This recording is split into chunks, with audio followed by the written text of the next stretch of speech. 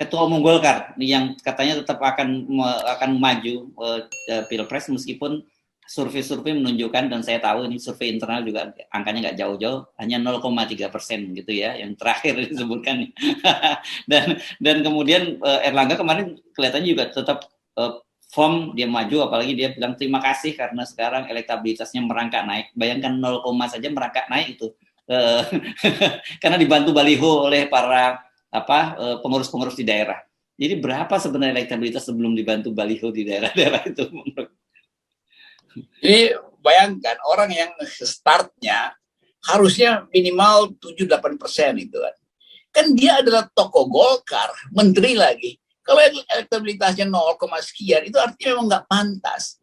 Kalau orang biasa, oke lah itu. Siapa namanya ini? Mardigu mungkin lebih dari itu tuh startnya kan.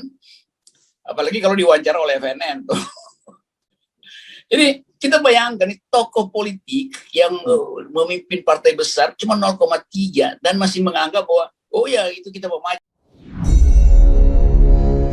Mak dek jantung ini ketika Om Rocky ngomong tadi. Dia itu punya lidah api. Kalau ucapannya sudah terlontar, ntar nyalon beneran dan jadi itu si Mardigu. Bagaimana Om Rocky? Lah kan repot para all mind. Menurut pendapat saya pribadi nih ya, seperti nanti di tahun 2024, perpolitikan itu bukan masalah calon atau individunya siapa lagi deh. Yang lebih penting adalah konsep bernegaranya dan siapa saja tim di belakangnya yang mendukung dirinya. Kita mencontoh negara demokrasi Amerika.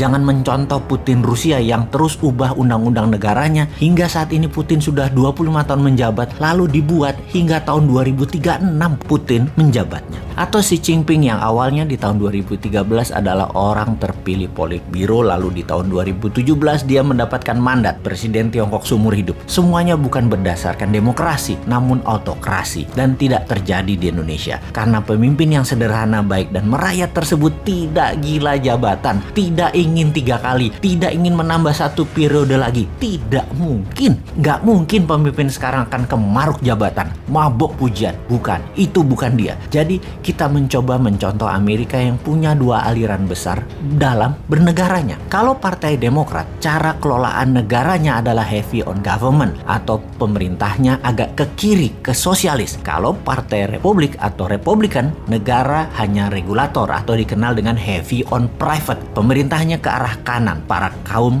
kapitalis. Di sini kita melihat calonnya siapa dan membawa alirannya apa. Kalau Partai Demokrat pasti naikin pajak, namanya juga sosialis. Kalau Partai Republik pasti turunin pajak, namanya juga heavy on private atau swasta. Kembali ke komen Om Rocky, maka 7 presiden yang telah lalu ditambah 10 calon yang ada di pajangan 2024 adalah model kiri, model sosialis. Dan untuk pertama kalinya ada calon si Sontoloyo ini yang dari kelompok New Mind menggagas ke arah kanan, heavy on swasta, ke arah pajak turun dan ke arah membela UKM 100%. Jujur, belum pernah ada. Jadi bagaimana kalau konsep New Mind didiskusikan terlebih dahulu? Kalau memang tidak diterima, ya buat apa dimajukan? Bener nggak? Sontoloyo apa pantes? Itu harus dibongkar dulu. Sungguh, di setiap pejabat negara atau pemimpin negara pasti punya genre atau aliran di dalam mengelola ekonomi negaranya. Ada negara liberal, sosialis, kapitalis ala Amerika, sosialis kapitalis ala Tiongkok, dan banyak lagi yang dimodif sana-sini sesuai dengan keilmuan pejabatnya. Kita coba fokuskan. Dalam pemerintahan yang sudah berjalan 3 presiden terakhir di Indonesia ini atau 20 tahun terakhir ini, posisi ekonomi bernegara masih mementingkan upper of pyramid atau elitis. Ini membuktikan bahwa di sisi ekonomi 3 pemerintahan terakhir mengadopsi sosialis elitis ala Partai Demokratnya Amerika dan ala komunis Tiongkok. Jadi dari kacamata awam, kita lihat para calon 2024 mulai dari oposisi, juga incumbent termasuk Pak Jokowi yang katanya sangat minat menjabat 3 kali walau saya katakan nggak mungkin karena beliau orang baik dan tidak rakus jabatan.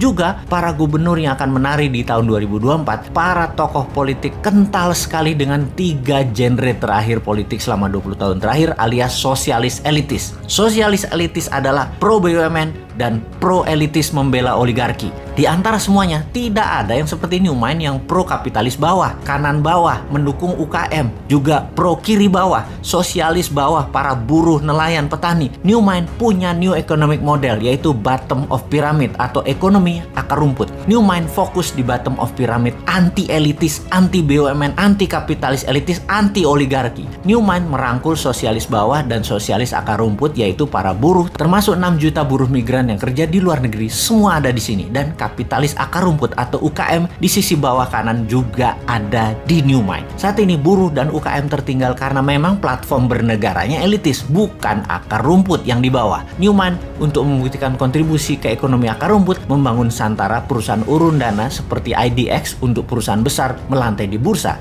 UKM melantai di Santara. Sama semua aturannya, hanya saja ini untuk UKM. Itu sedikit kontribusi dari sisi swasta membuktikan MMT bukan hanya teori tapi bukti nyata. Jadi inilah yang harus didiskursuskan, diwacanakan, disiapkan bangsa dan negara dalam periode ke depan untuk memutuskan, untuk berani mencoba sesuatu yang baru seperti mengambil MMT, mengambil New Mind yang beraliran bottom of pyramid, ekonomi akar rumput, sosialis kapitalis akar rumput. Beda dengan 7 presiden yang menjabat yang lalu. New Mind heavy on private, membela swasta, UKM, buruh, petani, dan nelayan. Atau tetap mau dengan old mind yang berhutang dengan IMF dan FDI-nya Tiongkok. Monggo dipikirkan dan diviralkan.